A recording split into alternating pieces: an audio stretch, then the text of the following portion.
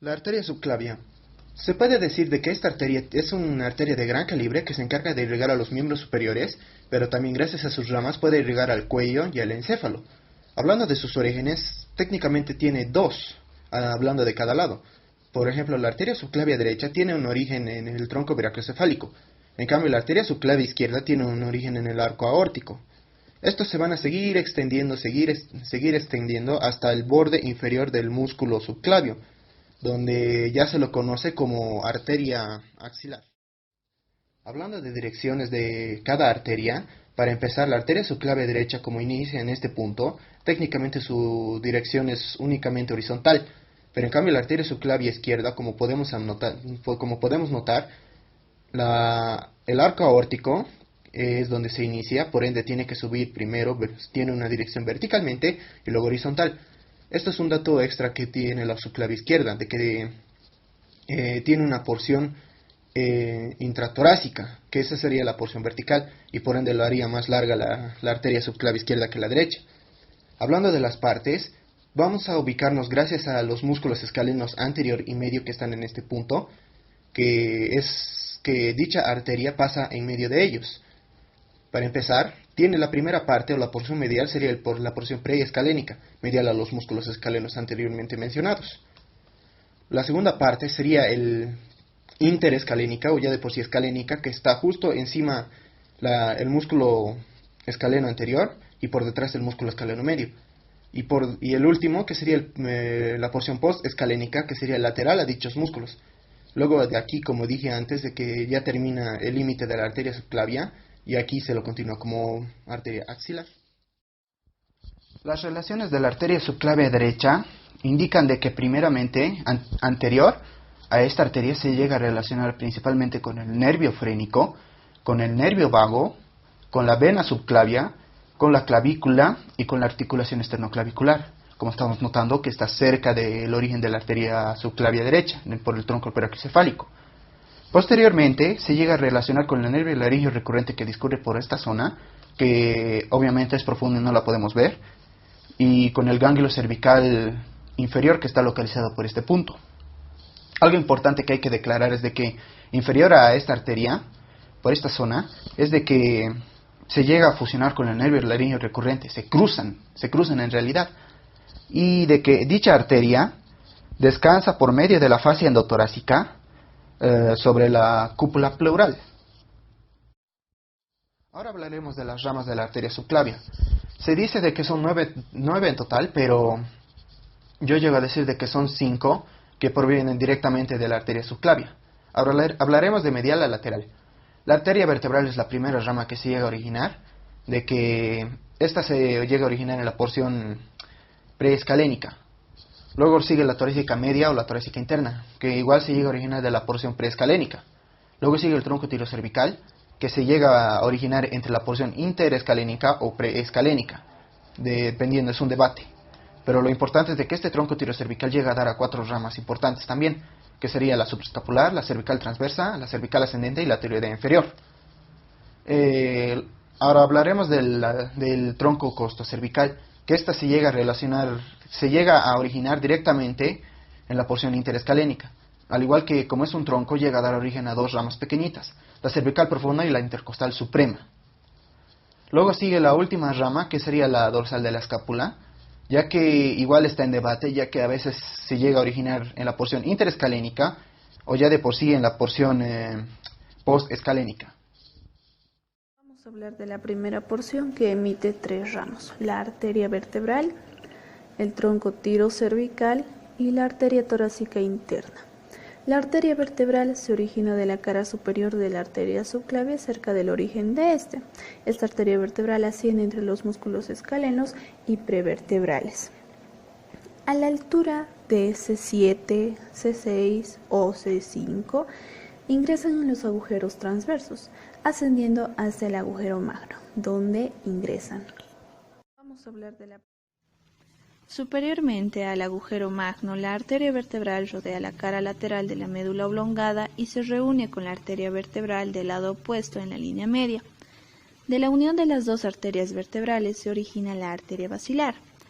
La arteria basilar asciende por la línea media y termina casi a nivel del borde superior del puente, proporcionando dos ramas terminales, las arterias cerebrales posteriores.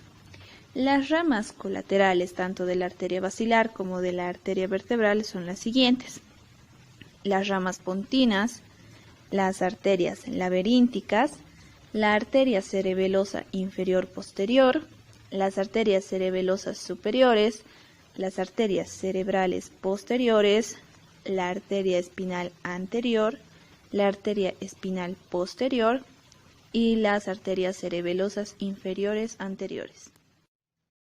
Continuando con las ramas, vamos a explicar la arteria torácica interna. Esta arteria nace de la cara inferior de la arteria subclavia, un poco lateralmente a la arteria vertebral. Esta desciende hasta el sexto espacio intercostal, donde se divide en ramas terminales: una rama lateral o musculofrénica y otra rama medial o epigástrica superior. La arteria musculofrénica proporciona medialmente ramas para el músculo diafragma y para la porción proximal de la pared abdominal anterior. La arteria epigástrica superior continúa su trayecto con la arteria torácica interna y pasa entre las porciones esternal y costal del diafragma. Termina penetrando en la vaina del músculo recto del abdomen. Continuando con la tercera rama, tenemos al tronco costocervical. El tronco costocervical se origina a partir de la cara posterior de la arteria subclavia, a la altura de la arteria torácica interna. Este tronco pasa lateralmente al ganglio cérvico-torácico y luego de un corto recorrido llega al cuello de la primera costilla, donde se divide en dos ramas: la arteria intercostal suprema y la arteria cervical profunda. La arteria intercostal suprema desciende anteriormente al cuello de las tres primeras costillas hasta el tercer espacio intercostal. Da a cada uno de los tres primeros espacios intercostales una rama dorsoespinal y una rama intercostal posterior. La arteria cervical profunda.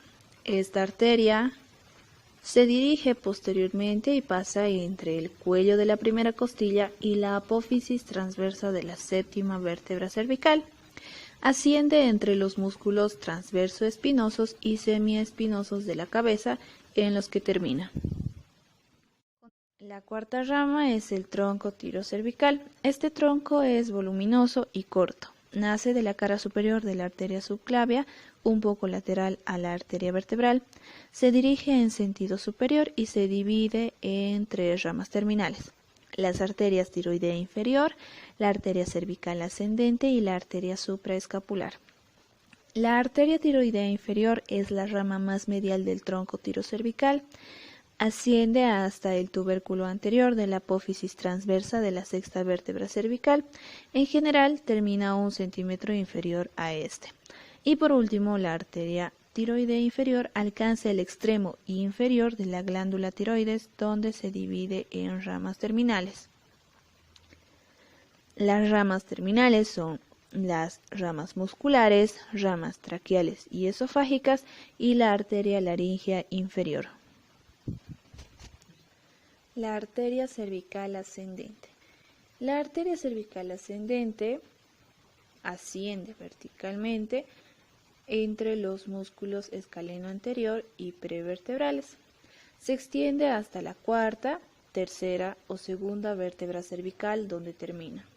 La arteria cervical ascendente da ramas musculares y ramas espinales que penetran en el conducto vertebral por los agujeros intervertebrales. La arteria supraescapular. Esta arteria se dirige en sentido anterior y lateral hasta la clavícula, pasando anteriormente al músculo escaleno anterior, alcanzando así el borde superior de la escápula. Sus ramificaciones terminales se anastomosan con las ramas de las arterias subescapular. Como última rama tenemos a la arteria dorsal de la escápula o descendente de la escápula.